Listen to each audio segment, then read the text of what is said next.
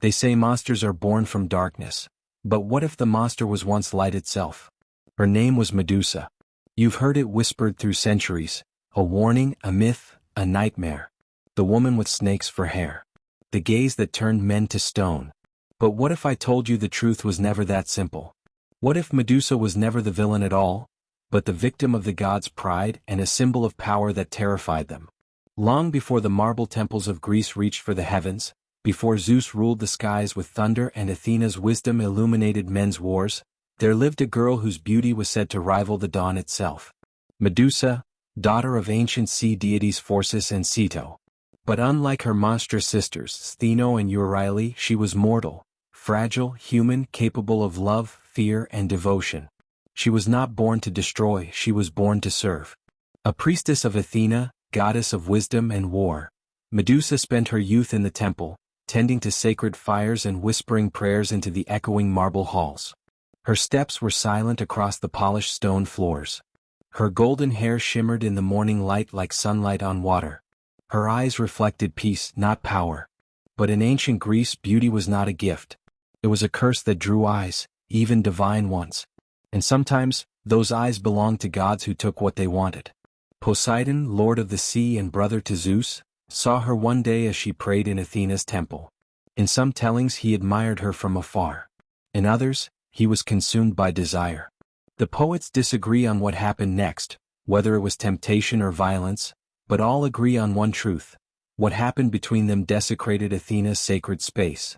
And when the goddess discovered what had been done, she did not strike Poseidon. She turned her wrath toward Medusa. Imagine that moment, the goddess she worshipped, the one whose name she whispered in devotion, now standing before her in cold fury.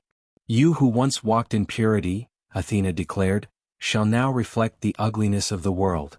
In an instant beauty turned to terror.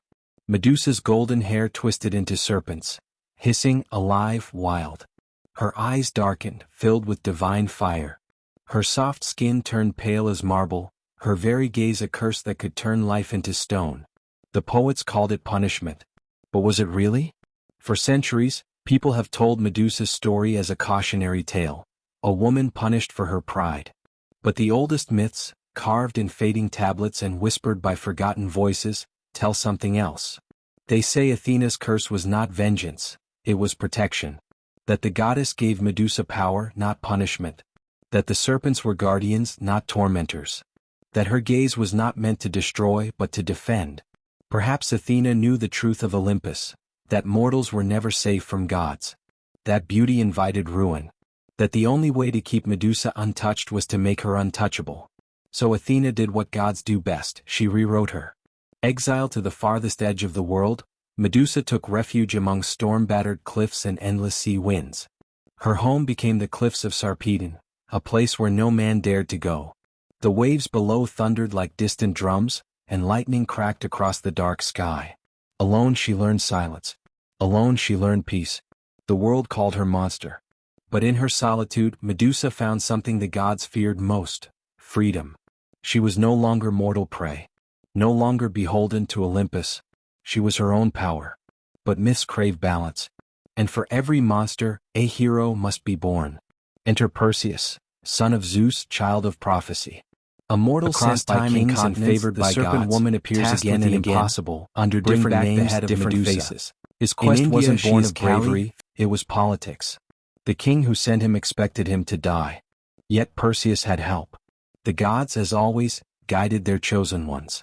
Hermes gave him winged sandals, to fly faster than any mortal. Hades lent his helm of invisibility. And Athena, the same goddess who cursed Medusa, handed him her polished bronze shield, bright as a mirror. Some say she guided his hand herself. But one has to wonder, did Athena wish to see Medusa dead, or did she know that even in death Medusa's truth would live on? When Perseus finally found her, Medusa was not a monster in waiting.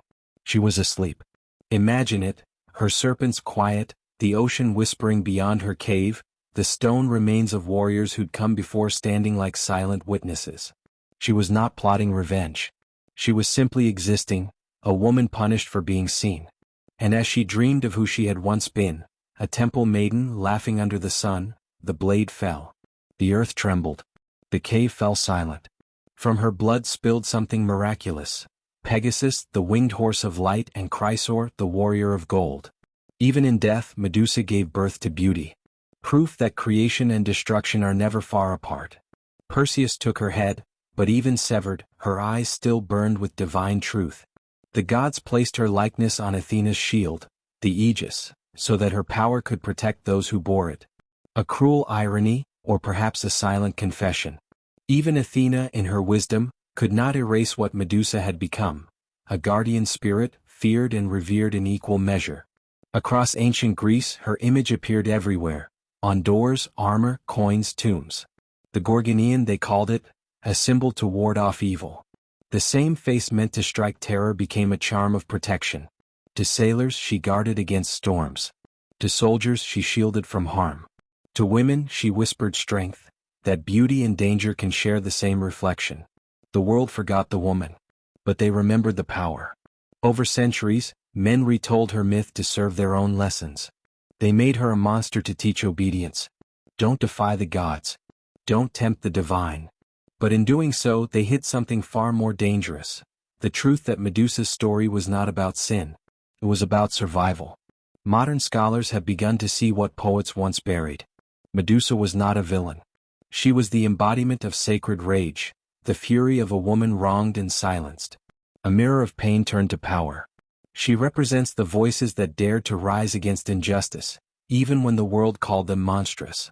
And even Athena, perhaps, wasn't her enemy, but her reflection.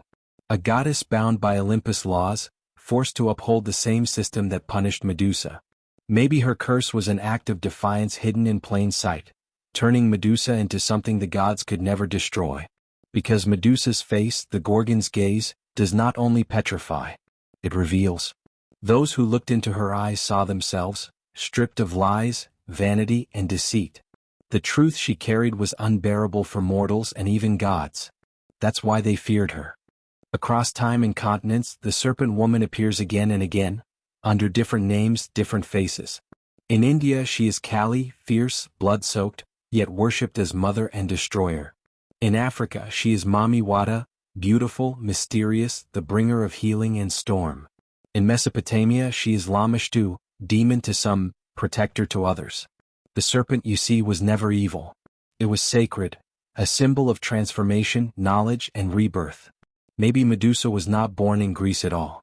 Maybe she was older, a memory of an ancient mother goddess erased by patriarchal myths.